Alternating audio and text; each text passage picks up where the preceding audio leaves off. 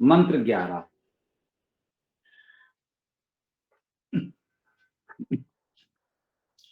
ओम यमाय त्वा मखाय त्वा सूर्यस्य त्वा तपसे देवाः त्वा सविता मध्वा अनक्तु पृथिव्या संस्पृशः पाहि। अरिचिः असि शोचिः असि तपो असि।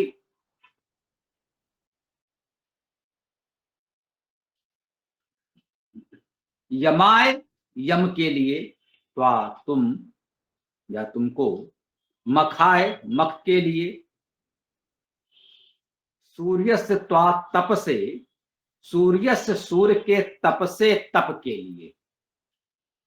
कह रहे हैं तुमको, ये त्वा पुनः पुनः आ रहा है, तो सबके साथ ये तुम या तुमको कह सकते हैं। यमाय यम के लिए, यमन नियमन के लिए, संयमन के लिए। यमाय स्पष्ट है, यम धातु है और उसका प्रयोग हम सब सहज भाव से समझते हैं। यम नियम संयम, तो यमाय यम के लिए, नियमन के लिए, संयमन के लिए, और मखाय मख के लिए अर्थात गति प्रगति के लिए। सूर्य से त्वा तप से, सूर्य के तप के लिए। सूर्य के तप के लिए इसको थोड़ा समझने का प्रयास कर सकते हैं। सूर्य शब्द सु प्रसवे सु ऐश्वर्य धातु से बनेगा, सुप्रेरणे धातु भी है, तो अर्थात सूर्य का शाब्दिक धातु अर्थ होगा सृजन ऐश्वर्य प्रेरणा के तप के लिए। सूर्य के तप के लिए, सृजन ऐश्वर्य प्रेरणा के तप के लिए। तप हो, हम तपें, तप करें, तपस्या करें, तो सूर्य के लिए करें। सृजन ऐश्वर्य प्रेरणा के लिए करें। हमारे तप का कोई लक्ष्य भी तो होना चाहिए। हम किसके लिए कर रहे हैं, किस उद्देश्य के लिए कर रहे हैं। तो कहा सूर्य से त्वा तप से, सूर्य के तप के लिए। तो देवा त्वा सविता मध्वा अनक्तु। देवा सविता, ये दोनों प्रथमा एक वचन में आए, अर्थात ये हो गए कर्ता। देव सविता, देव हम जानते हैं दिव्य गुणों से युक्त प्रकाशमान विद्वान देव। सविता, सविता और सूर्य में धातु एक ही है, ये बात हमें विशेष रूप से जानने समझने विचार करने की है। सविता में भी यही सुप्रसवे सुवैश्वर्य सुप्रेरणे धातु से सविता शब्द भी बनेगा और सूर्य भी, अर्थात दोनों समानार्थी पर्यायवाची भी हो सकते हैं इस अर्थ में। तो देव सविता मध्वा अनक्तु, मधु द्वारा मधु के साथ अनक्तु। अनक्तु को देखें, ये अनक्तु क्या हो सकता है। अंज धातु का अर्थ गति करना, प्रशंसा करना, प्रकाश करना। तो गति, प्रकाश और प्रशंसा या स्तुति एक ही बात है। स्तुति भी लिखा हो सकता था, नहीं लिखा है संयोग से, ये पुस्तक में लिखा भी होगा। स्तुत प्रशंसा एक ही बात है। तो अनक्त को अंज धातु से बनाया गया है। अंज धातु का जो रूप बना वो अनक्त बना। यह अन्य पुरुष लट लकार एक वचन, जिसे हम लोग सामान्यतः वर्तमान काल कहते हैं, तो ये वर्तमान काल का अन्य पुरुष एक वचन का रूप है अनक्तु। अब कह सकते हैं ये अंज धातु से अनक्तु बना, ये ठीक बात है। यही धातुओं का गण विधान है जो उसे 10-11 गणों में विभाजित किया गया है, समूहों में विभाजित किया गया है। गण का अर्थ समूह, वो इसीलिए किया गया है कि एक धातु के रूप बनाने में जब क्रिया रूप बनते हैं तो उसमें जो प्रत्यय जुड़ते हैं उसमें कुछ परिवर्तन हो जाता है।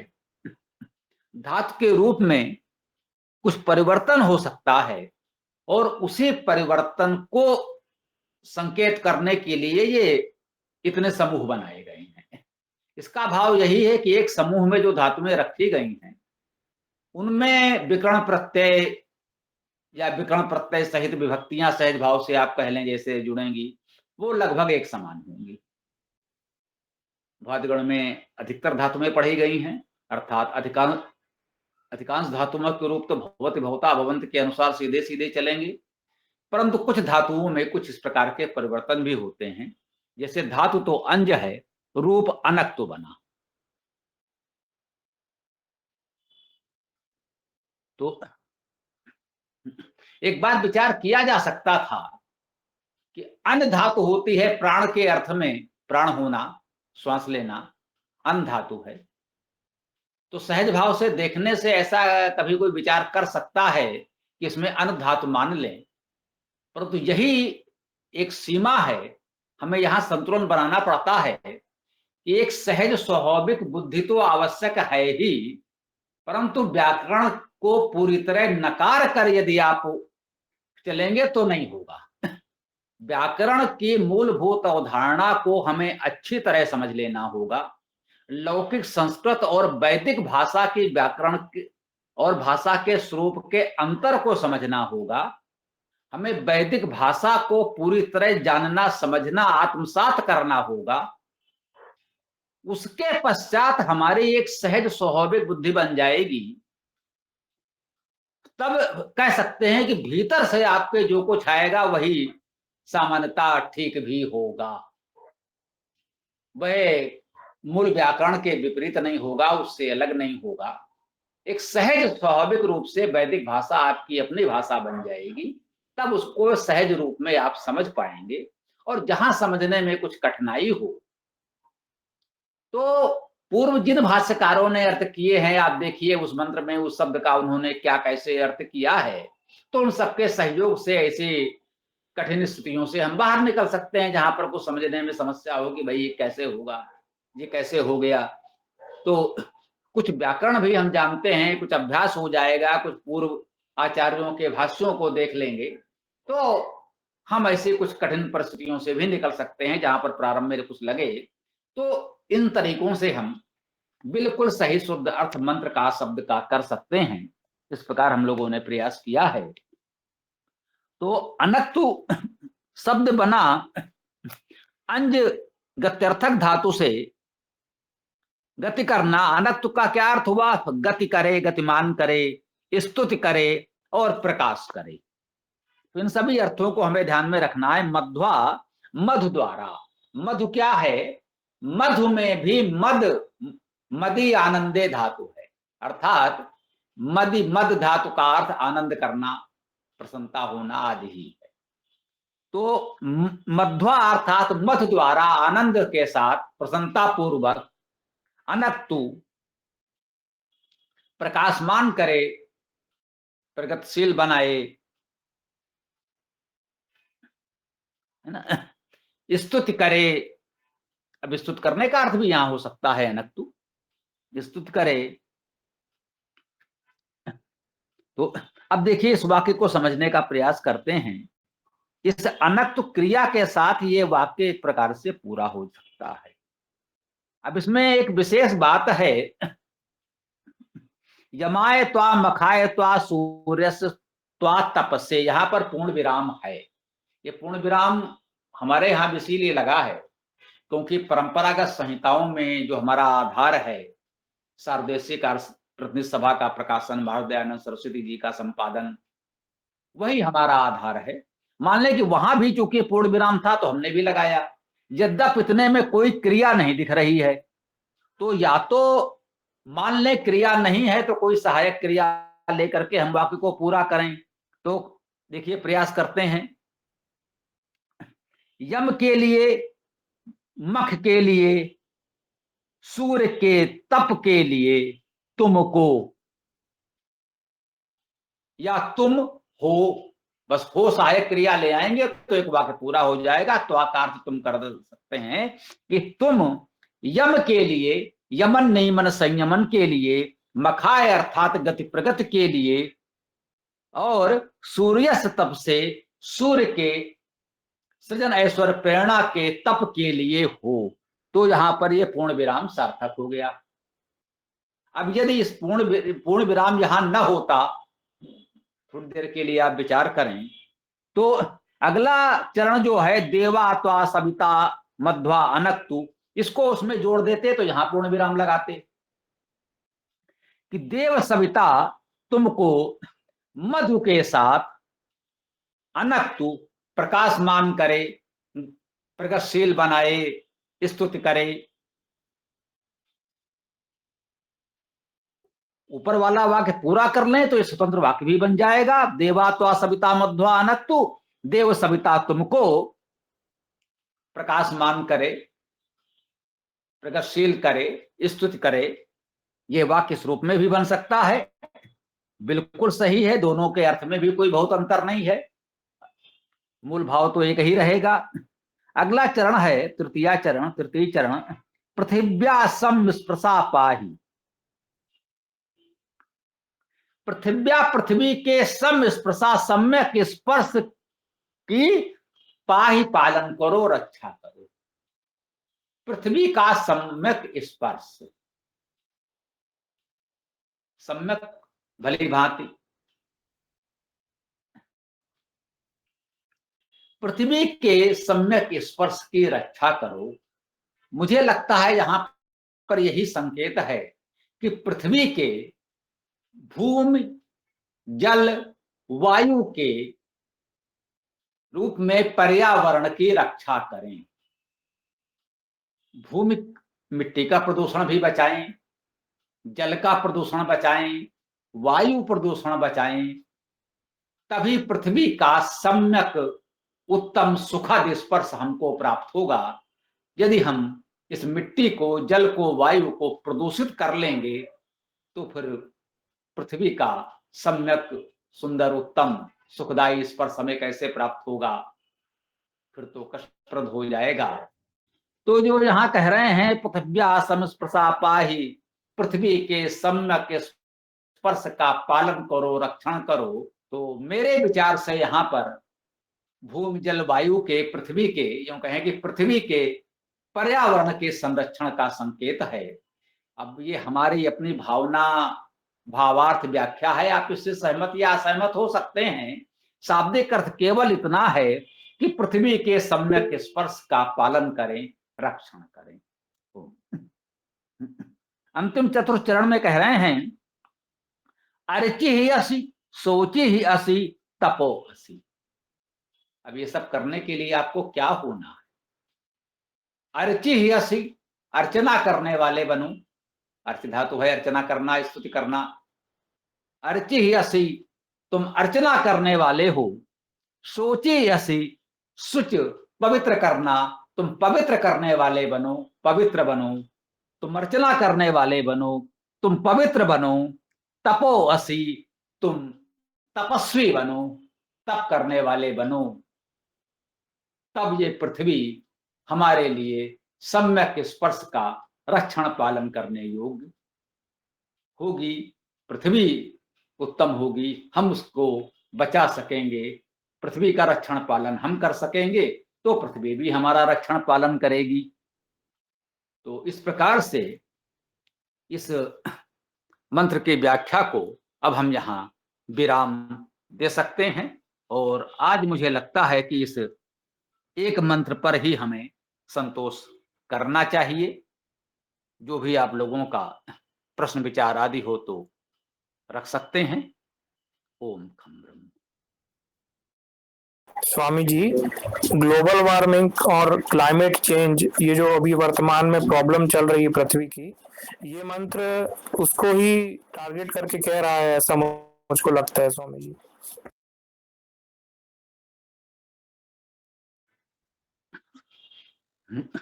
आप कह सकते हैं कि आज जिस विभीषिका से हम जूझ रहे हैं, वेद यही है, सूत्र रूप में, संकेत रूप में आपसे सब कुछ कह देता है।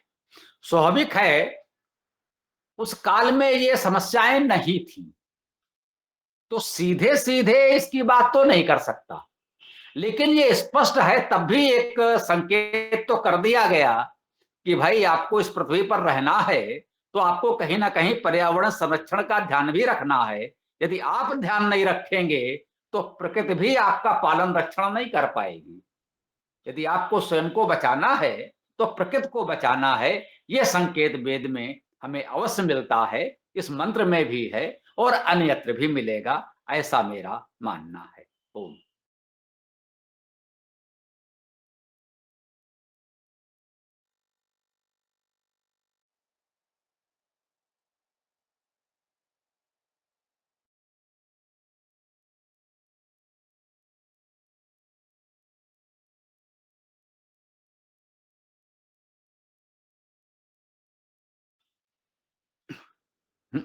हाँ भाई, किसी को कुछ कहना हो तो बताएं, अन्यथा वेदाष्टक का पाठ करें और समापन किया जाए। स्वामी जी नमस्ते।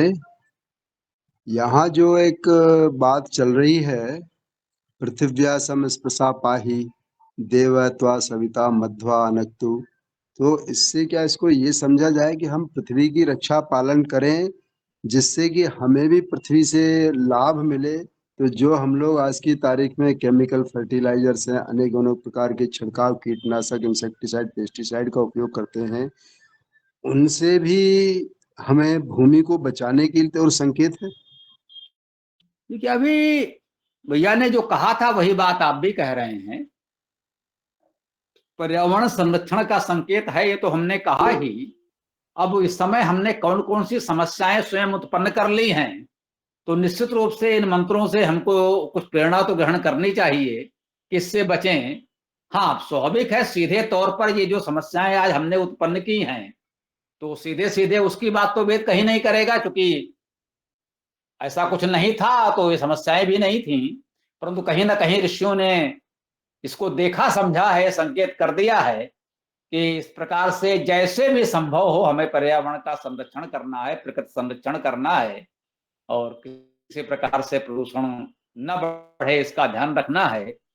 तो इतना संकेत तो है ही। जी भैया जी, आप कुछ कहना चाह रहे हैं, हाथ उठाया है, बताइए। आचार्य जी, मेरे पास जो पुस्तक है उसमें पृथ्वी की बजाय इसका भावार्थ ये दिया है कि जो लोग यथार्थ व्यवहार से प्रकाशित कीर्ति वाले होते हैं वे दुख के स्पर्श से अलग होकर तेजस्वी होते हैं और दुष्टों को दुख देकर श्रेष्ठों को सुखी करते हैं। मतलब इसमें पृथ्वी का कुछ नहीं बताया, बल्कि ये बोला है कि दुख के स्पर्श से अलग होकर तेजस्वी होते हैं और दुष्टों को दुख देकर सुखी, श्रेष्ठों को सुखी करते हैं। मतलब भूमि का कोई वर्णन नहीं किया गया।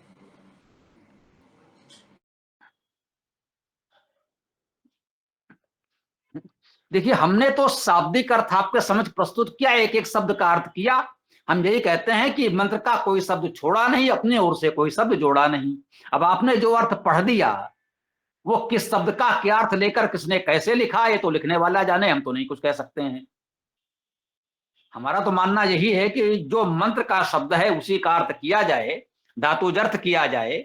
और यदि उस विषय में कुछ और हम विस्तार से कहना चाहते हैं तो भावार्थ आदि में कर सकते हैं। हम लोगों ने भी इसमें भावार्थ दिया है। अच्छे कार्यों तथा सामर्थ्य के लिए प्राणवान बनाने की शुभकामना दी गई है। साधक उपासक का सहयोग उत्साह वर्धन करना भी हमारा महत्वपूर्ण कर्तव्य है, ये हमने भावार्थ में लिखा है। अब इस भावार्थ से कोई सहमत या असहमत हो सकता है, परंतु जो हमने मंत्रार्थ किया, प्रत्येक शब्द का धातु अर्थ प्रस्तुत किया, वो तो निर्विवाद रूप से उसका अर्थ वही है, वो तो हमें मानना ही होगा। बाकी सभी विद्वान अपने तरीके से अपनी बात कहने के लिए स्वतंत्र हैं। इसके अतिरिक्त तो मैं कुछ कहने की स्थिति में अपने आप को नहीं पा रहा हूं।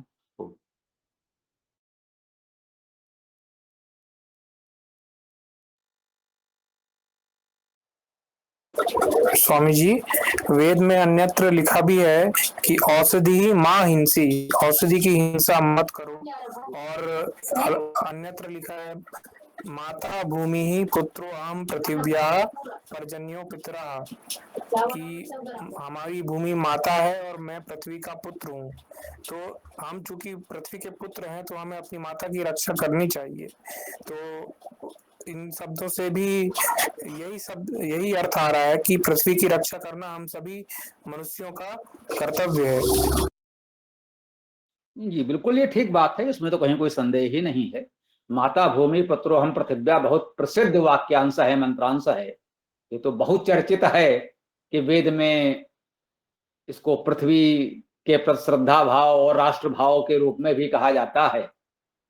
तो अपने अपने तरीके से अपने अपने भावार्थ में लोगों ने बहुत प्रचारित किया है, बहुत प्रसिद्ध वाक्यांश है।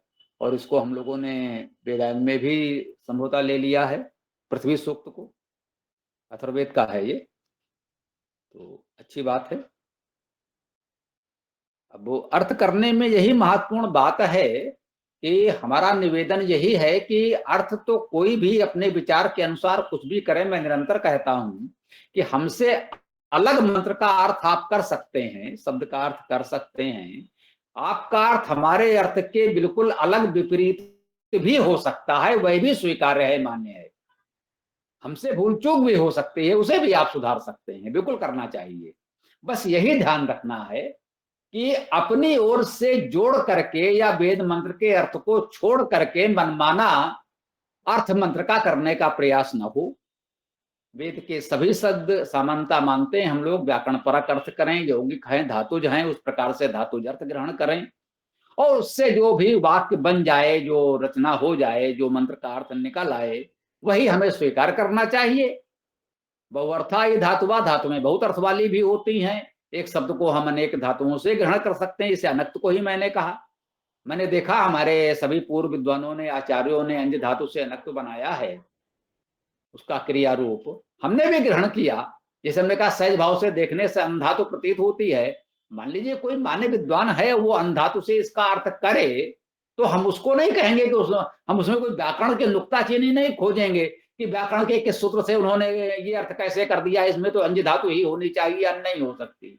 मैं कह सकता हूं कि भाई ठीक है, किसी एक वेद के साधक विद्वान ने यदि इसमें अन्य धातु मानकर भी अर्थ किया हो तो भी हम विनम्रता से उसको प्रणाम करेंगे, कोई समस्या नहीं है।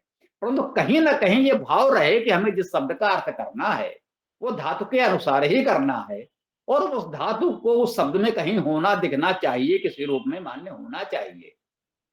तो बस इसी बात का हम लोग ध्यान रखें, किसी का किया हुआ कोई भी अर्थ हो, प्रत्येक शब्द का अलग अलग अर्थ किया जाए और वो शब्द किस धातु से बना है, उपसर्ग और धातु का ध्यान रखते हुए अर्थ किया जाए तो हमें मान्य होगा।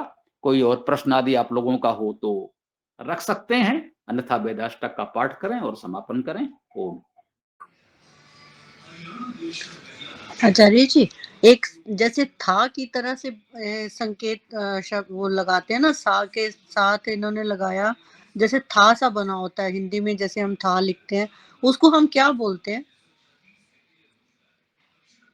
संस्कृत में क्या बोला जाता है उसको?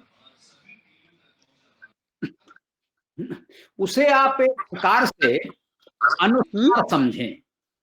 अनुस्वार, अच्छा। कहीं वो एक अंग्रेजी के की तरह ही दिखाई पड़ता है, उसे मिलता जुलता अवग्रह कहलाता है वो तो। और ये अनुस्वार है, इसके ऊपर बिंदी होती ही होती है, ये भी ध्यान रखिएगा। अभी दो तरह से बनाते हैं और इसके ऊपर बिंदी लगाते लगाते हैं, तो यूं समझे कि वो एक प्रकार का अनुस्वार ही है, अर्थात उसका उच्चारण आप अस्वर या हलंत मां के समान कर सकते हैं। सामान्यतः उसका उच्चारण हम मां ही करेंगे, यूं मानकर चले। हाँ, अब उसमें अनुस्वार पर विशेष, जैसे हिंसी, आपको हिंसी शब्द ही लिखा हुआ मिलेगा उस परंपरागत तरीके से, तो ही के पश्चात आपको वही चिन्ह मिल जाएगा। इसे आप चाहें तो हमारे तरीके से अपने मन को समझाने के लिए इसे वैदिक अनुस्वार कह लें। लौकिक संस्कृत में अनुस्वार एक ही तरह लिखा जाता है, एक छोटी सी बिंदी लगा देते हैं बस। हिंसी या हिंसा लिखेंगे तो कैसे लिखेंगे, ही के ऊपर एक छोटी सी बिंदी लगा देंगे, हो गया हिंसा। जब ये वैदिक भाषा में या वेद मंत्र में आएगा तो इसमें जैसा कि आपने बताया, ये दो प्रकार से सामान्यतः ये अनुस्वार लगाया जाता है। उसमें भी लघु और गुरु का भेद किया गया, अनुस्वार में भी लघु और अनुस्वार में भी दीर्घ। लघु अनुस्वार और गुरु अनुस्वार या दीर्घ अनुस्वार। अब आप ये देखिए, इतना सूक्ष्म उच्चारण अब तो किसी का है नहीं, इसलिए अब हम लोग सामान्यतः उसका प्रयोग नहीं करते। जैसे अब कहीं किया है और आपको लगा इसको हम क्या पढ़ें, तो उसमें लोगों को भ्रम हो जाता है, कोई क्या पढ़ता है कोई क्या पढ़ता है, इसलिए हम लोग अनुस्वार ही लिखते हैं हिंसी में से हिंसिस्ट। हाँ, कहीं ये आप लोग जो हवन आदि करते हैं यार समाज में, उसमें एक शब्द आता है हिंसिस्ट। अब उसमें ही के पश्चात भी वही आएगा अनुस्वार, ये वैदिक अनुस्वार जिसे मैंने कहा, और सी के पश्चात भी वही अनुस्वार आ जाएगा। हिंसिस्ट शब्द है सीधा सीधा, दोनों अनुस्वार हैं। अब उसको देखकर लोग जाने क्या क्या पढ़ते हैं, कुछ लोग उसमें ग्वम पढ़ने लगे हैं, गा वा ग्वम, दो वर्ण पता नहीं कहां से ये दो अक्षर आ गए। तो हो सकता है आपके मन में रहा हो, कुछ लोग ऐसा पढ़ते हो तो ध्यान आ गया, तो मैंने स्पष्ट कर दिया, वो केवल अनुस्वार है। आप ये ध्यान देंगे तो हिंसा, हिंस, हिंसिस्ट जैसे शब्दों में आपको ये चिन्ह दिखाई पड़ेगा, इससे आपको स्पष्ट हो जाएगा कि ये अनुस्वार है और कुछ नहीं। ओम। धन्यवाद आचार्य जी।